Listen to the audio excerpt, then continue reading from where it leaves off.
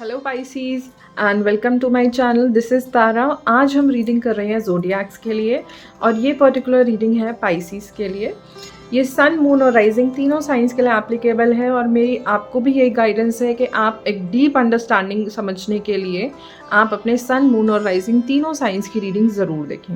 Okay and ये reading का time frame है 15th to 31st ऑफ अगस्त। मैं कैमरा पर ही शफल करने वाली हूँ पाइसीज। आप अपनी एनर्जी पुट कर सकते हैं शफलिंग के टाइम, अदरवाइज आप डायरेक्टली स्प्रेड पे भी जंप कर सकते हैं।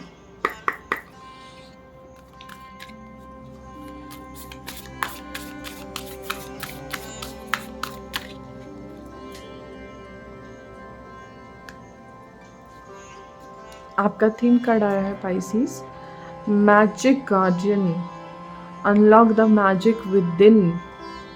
वाह, कितना ब्यूटीफुल कार्ड है और ये शायद किसी के लिए भी फर्स्ट टाइम आया है।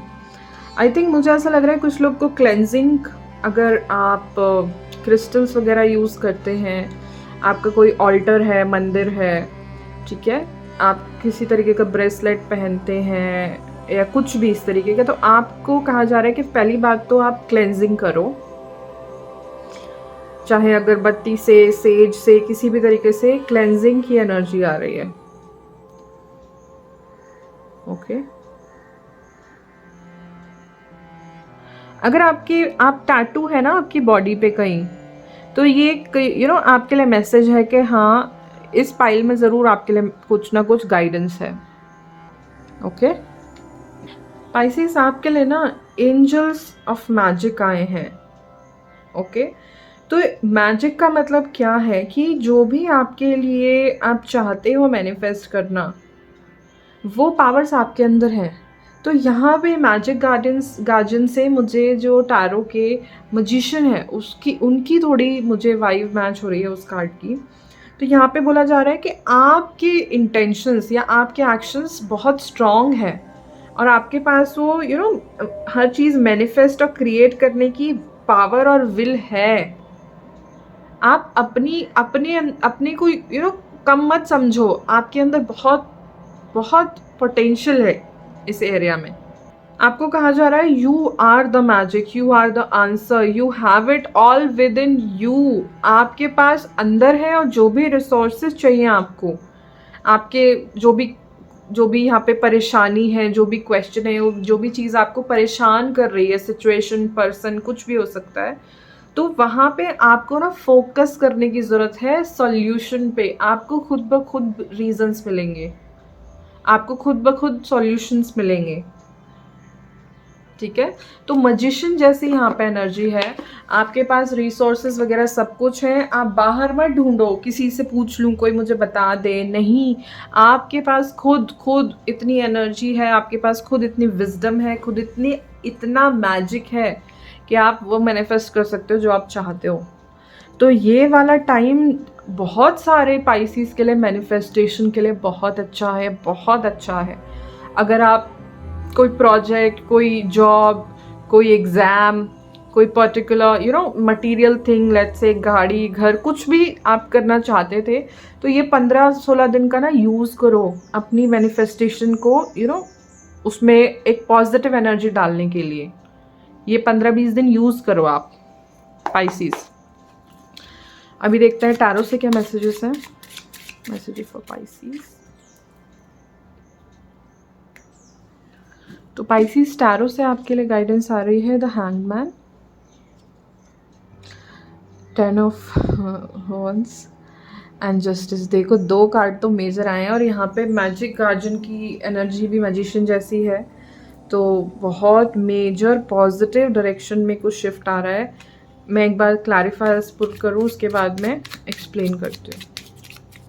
Clarifying the spread for Pisces. Clarifying the spread for. Okay. 8 of Wands, 4 of Wands and King of Pentacles.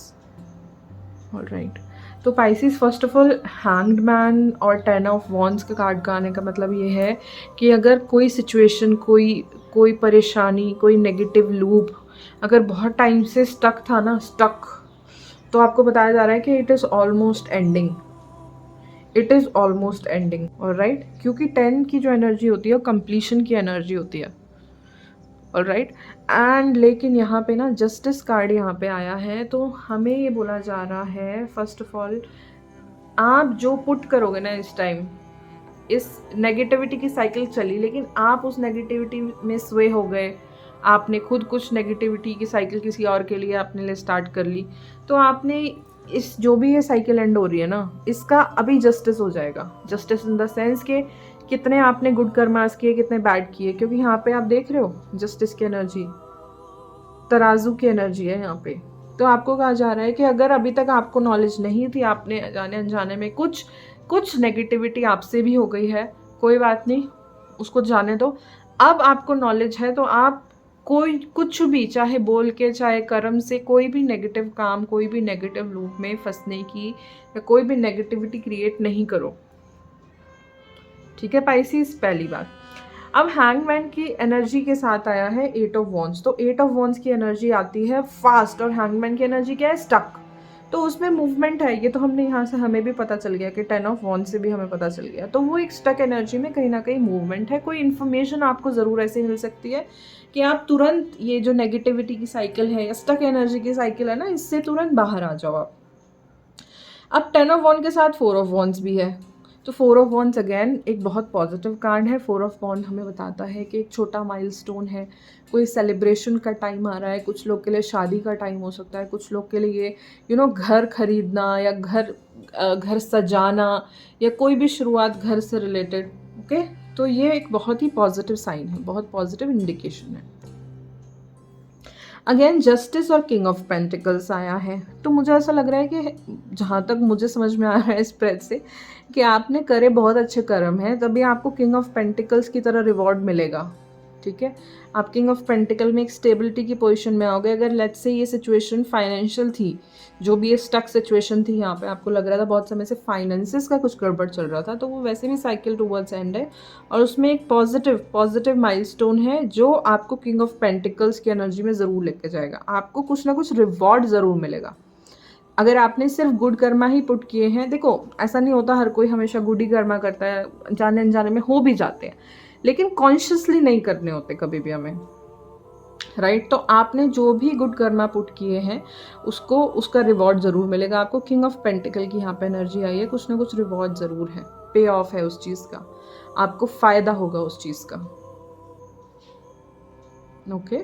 तो ये कुछ मैसेजेस आ रहे थे टैरो से, लेकिन यहाँ पे मुझे मैजिक गार्जियन ना मतलब एक बहुत बड़ी ब्लेसिंग की तरह लग रहा है, क्योंकि यहाँ पे अगर कोई 10 ऑफ वॉन्ड्स की एनर्जी में बंदा होता है ना, वो बहुत ही टूट जाता है या बहुत ही ज़्यादा ना घर बार में लगा हुआ है, वो दूसरों के लिए इतना कर रहा है कि वो मान लो उसने इतनी मेहनत कर दी, खेत में लगा ही हुआ है, एग्जाम्पल दे रही हूँ, खेत में लगा हुआ है, लेकिन जब हार्वेस्ट करके वो धान खाने निकाल लिया, हार्वेस्ट कर लिया, गेहूँ बन गया, जब वो रोटी खाने का टाइम आया ना, तो वो रोटी नहीं खा पाया अपनी।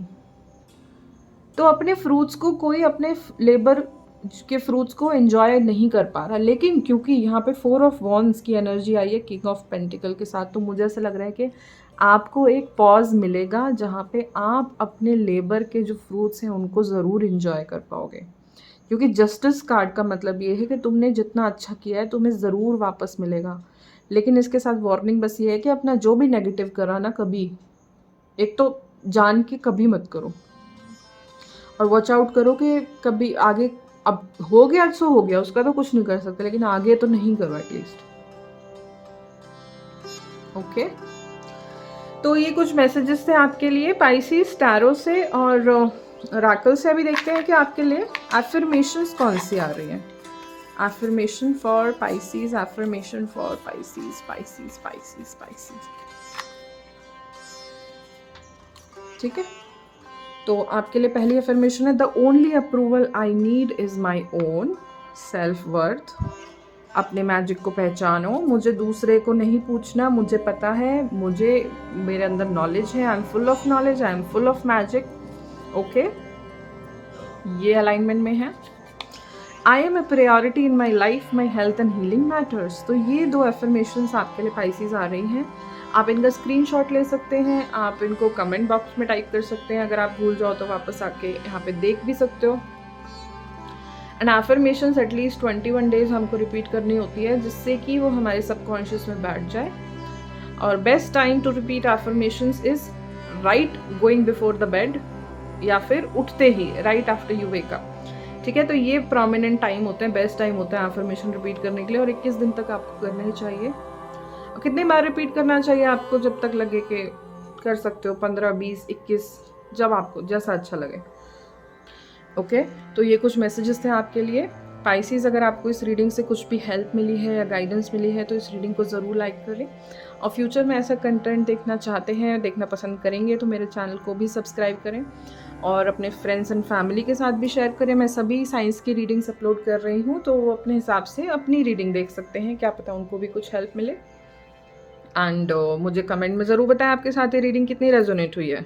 ओके, तो हम आपको मिलेंगे आपकी नेक्स्ट रीडिंग में। Meanwhile take care, bye bye.